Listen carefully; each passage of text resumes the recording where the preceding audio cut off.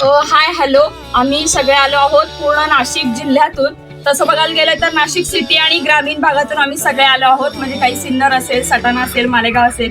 तर हा पूर्ण आमचा ग्रुप आहे लोकमत सखीचा. लोकमत सखीच्या या आम्ही सगळ्या प्रतिनिधी आहोत. आणि नाशिकमध्ये कुठं जायचं ट्रिपला हा आमच्याकडे खूप मोठा ऑप्शन होता की काही समजत नव्हतं.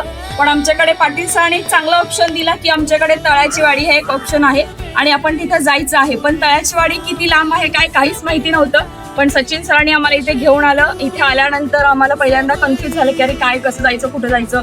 पण एक चांगलं होतं की खूप सुंदर आल्यापासूनच एंट्री सुंदर होती, निसर्ग रम्य होती.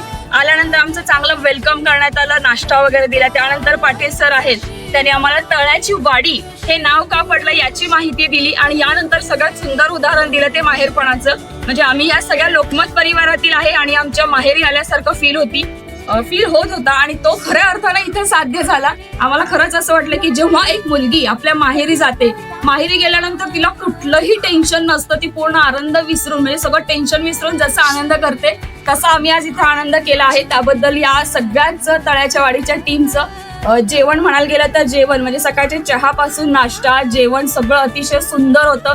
सर्व्हिस अतिशय सुंदर होती, सगळ्यांची पोलाइटनेस होती, सगळ्याच्या ह्याच्यामध्ये मार्गदर्शन केलं. इथे एन्जॉय करायला पण खूप साऱ्या ऍक्टिव्हिटी आहेत, रेन डान्स आहे, स्विमिंग पूल आहे, एक गार्डन आहे छानसं. आम्ही ते सगळं एन्जॉय केल्यानंतर तुम्ही आमच्या चेहऱ्यावरचा सगळ्यांचा आनंद बघताय. तर आम्ही सुद्धा आलो तर तुम्ही तुमच्या फॅमिली सोबत नक्की विजिट करा तळ्याच्या वाडीला आणि आम्ही सुद्धा खूप हॅप्पी आहोत. Heap heap hurray! So much.